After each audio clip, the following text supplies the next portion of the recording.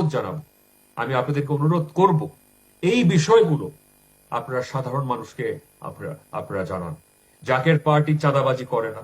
Zaker party tender বাণিজ্য করে না, জাকের পার্টি খুন খারাপি করে না, জাকের পার্টি মিথ্যা মামলা দেয় না, জাকের পার্টি কোনো ধরনের কোনো মানুষের জমি দখল করে না, ব্যবসা দখল করে না, জাকের পার্টি কোনো মানুষের কোনো ধরনের ক্ষতি হোক, অমানবিক অমানবিক অমানবিক কোন আচার আচরণের সম্মুখীন হোক, এটা জাকের পার্টি প্রশ্রয় দেয় না। জাকের পার্টি প্রতিষ্ঠিত করা হয়েছিল মজলুম জনতাকে মুক্ত করার লক্ষ্যে। তো সেটা হচ্ছে জাকের পার্টি, এমন একটি আদর্শিক পার্টি বাংলার মানুষের মুখে হাসি ফোটাতে পারবে, বাংলার মানুষকে সত্যিকার অর্থে মুক্ত করতে পারবে। এবং এই প্রেমের বন্ধন, আমার আপনার প্রেমের বন্ধন, আমি আমাদের আজহার ভাইকে দেখতে পাচ্ছি, ময়মনসিংহে আমাদের আজহার ভাইকে আমি দেখতে পাচ্ছি।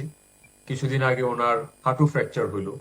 আজহার ভাইকে আমি ফোন দিয়েছিলাম, আমি হঠাৎ করে আমি একটা মেসেজ, আমাকে অনেকে মেসেজ পাঠায় কার কি অবস্থা, কে কোথায় মুভমেন্ট করছে, কে কোথায় বক্তব্য দিয়েছে। আমি মানে যতগুলো বক্তব্য দেখা সম্ভব,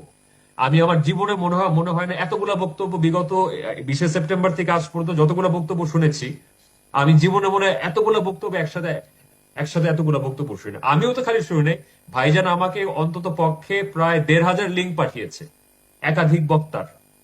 তো আমি আমি যেটা আমি দেখতে পাচ্ছি, যেই ভালোবাসা, যেই প্রেমের বন্ধন, আপনার আমার যে প্রেমের বন্ধন, এবং ভাই বোনদের ভিতরে যে প্রেমের বন্ধন আমি দেখতে পাচ্ছি, আমি মনে করি জাকের পার্টি যদি একটা ঐক্যবদ্ধ একটি ইউনাইটেড ফোর্স হিসাবে দেশবাসীর কণ্ঠস্বর হতে পারে, আমি মনে করি একদিন না একদিন দেশের মানুষের মৌলিক পরিবর্তনের দায়িত্ব ইনশাল্লাহ জাকের পার্টির ঘাড়ে আসবে। এবং সেই দিন জাকের পার্টি ইনশাল্লাহ দেশের মানুষের ভাগ্য পরিবর্তনের লক্ষ্যে সঠিকভাবে, আমি মনে করি কোনো ধরনের অন্যায় না করে, কোনো ধরনের চুরি চামারি না করে, দেশের মানুষের হক সংরক্ষণ করে একটি উন্নত সমৃদ্ধশালী বাংলাদেশ গড়ার স্বপ্ন নিয়ে, আমি মনে করি দেশবাসীর যে মৌলিক যে চাওয়াগুলো ছিল, স্বাধীনতার যে মৌলিক দাবিগুলো ছিল, সাম্য, মানবিক মর্যাদা, সামাজিক ন্যায় বিচার এবং ন্যায় সম্মত একটি বাংলাদেশ যদি আসলে আমরা করতে চাই, সত্যিকার অর্থে জাকের পার্টি ছাড়া বিকল্প নেই। একটা কলঙ্কমুক্ত পার্টি, একটি অহিংস একটি রাজনৈতিক দল, যারা জাতীয়তাবাদী চেতনায় বিশ্বাস করে, যাদের রক্তের ভিতরে নিহিত আছে সত্য ইসলামের মূল্যবোধ, যাদের ইতিহাস 800 বছরের ইতিহাস রয়েছে। তো আগামী দিনের বাংলাদেশ অবশ্যই হযরত শাহজালালের বাংলাদেশ হবে, আগামী দিনের বাংলাদেশ অবশ্যই হযরত শাহপরানের বাংলাদেশ হবে, আগামী দিনের বাংলাদেশ অবশ্যই অবশ্যই অবশ্যই আমাদের দাদাজান হুজুর হযরত শাহ সুফি খাজা ইউনূস আলী রহমতুল্লাহ এর হবে। এবং অবশ্যই আমি মনে করি আগামী দিনের বাংলাদেশ জাকের পার্টির সুমহান প্রতিষ্ঠাতা বিশ্ব আলী হযরত শাহ সুফি খাজা ফরিদপুরের বাংলাদেশ হবে ইনশাআল্লাহ। এবং অবশ্যই আমি মনে করি 1400 বছর আগে সর্বকালের সর্বশ্রেষ্ঠ মহামানব হযরত মুহাম্মদ সাল্লাল্লাহু আলাইহি সাল্লাম যে প্রগতিশীল, যে আধুনিক, যে মানবিক, যে ন্যায় বিচার সম্মত একটি রাষ্ট্র, যে চার্টার, যে সংবিধান প্রণয়ন করেছিল, এই মদিনার আলোকে, এই মদিনার ইসলাম ইনশাআল্লাহ বাংলাদেশে একদিন না একদিন প্রতিষ্ঠিত হবে, যেখানে অন্য সকল ধর্মাবলম্বীদের অধিকার, তাদের ন্যায্য অধিকার নিশ্চিত করা হবে, মা বোনদের ন্যায্য অধিকার নিশ্চিত করা হবে, যেখানে আইনের শাসন থাকবে, যেখানে অর্থের সুষম বন্টন হবে, যেখানে এত এত বড় বৈষম্য বাংলাদেশে বর্তমানে দেখা যাচ্ছে। আমি 25শে আগস্ট 2023 সালে অতীতের সরকার থাকাকালীন অবস্থায় আমি বলেছিলাম যে বাংলাদেশে এক দেশে দুই অর্থনীতি, একটা গরিব মেহনতি মানুষের অর্থনীতি, আর একটা হচ্ছে বাংলাদেশের এই যে প্রভু শ্রেণীর যারা অলিগার্কি, যারা অভিজাততন্ত্রতে বসবাস করে, তাদের একটি অর্থনীতি বিরাজ করে বাংলাদেশে। তো আমি বাস্তবে যে জিনিসগুলো আমি দেখেছি,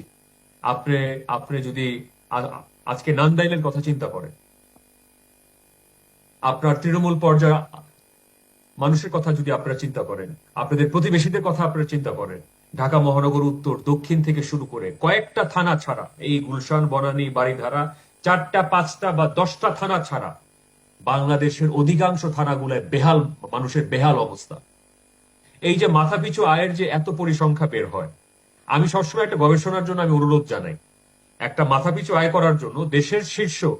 5,000 ধনী, অর্থাৎ 0.00001% মানুষ বাদ দিয়ে আপনি মাথাপিছু আয়ের একটা জরিপ করে দেখেন। আমাদের জিডিপির একটা একটা পরিসংখ্যান নিয়ে দেখেন যে বাংলাদেশের যে কি ধরনের ভয়ঙ্কর দুরবস্থা বাংলাদেশে রয়েছে, কত বৈষম্যমূলক একটা রাষ্ট্র কাঠামো আমরা নির্মাণ করেছি, কত দুর্ভাগ্যজনক একটি রাষ্ট্র ব্যবস্থাপনা, একটা সমাজনীতি আমরা প্রণয়ন করেছি, যেখানে নৈতিক অবক্ষয় থেকে শুরু করে আমরা কিছুদিন আগে একটা নিউজে দেখলাম, গতকাল রাতে আপনার মেজর ভাইজানের সাথে আমার কথা হচ্ছিল, যে একটা লাশকে, একজন মানুষ মারা গিয়েছে, ওই লাশটাকে মর্গে নেওয়ার পথে সেই লাশটার উপরেও যক্ষ্মা নির্যাতন করেছে। তো এই হচ্ছে আমাদের নৈতিক অবস্থান। এই অবক্ষয় যদি চলমান থাকে, বাংলাদেশ জাতি, দেশের সার্বভৌমত্ব, দেশের মানবিক যে মূল্যবোধগুলো, সেগুলোই যদি আমরা বিসর্জন দিয়ে দেই, না থাকবে আমাদের ধর্ম, না থাকবে আমাদের মানবতা, না থাকবে আমাদের রাষ্ট্র, না থাকবে আমাদের জাতিসত্তা। তো সেখান থেকে আসলে সত্যিকার অর্থে যদি আমরা বেরিয়ে আসতে চাই, আমি বারবার এই কথাটা আমি আপনাদেরকে বলি। আজকে যারা আমার বক্তব্য কষ্ট করে যারা শুনছেন, আমি আপনাদের একটা কথাই আমি বারবার বলবো,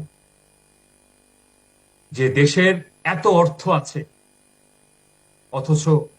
যারা শাসক গোষ্ঠী বারবার যারাই ক্ষমতায় যায়, আমি জানি না এই চেয়ারে কি কি ম্যাজিক আছে, যারাই ক্ষমতায় গিয়েছে, দেশের মানুষের অধিকার, দেশের মানুষের মৌলিক দাবিগুলো, দেশের মানুষের ন্যায্য দাবিগুলো অক্ষরে অক্ষরে আমি দেখেছি জখম করেছে এবং সম্পূর্ণরূপে হরণ করেছে। এই যারা লুপ্তরাজ যারা করে, করদাতার তহবিল থেকে ব্যাংকের টাকা যারা আত্মসাৎ করে, হাজার হাজার লক্ষ লক্ষ কোটি টাকা লোপাট করে দেশের অর্থনৈতিক মেরুদণ্ডটাকে যারা পঙ্গু করে দিয়েছে, এই শাসক গোষ্ঠীদের সাথে আমি শাসক গোষ্ঠী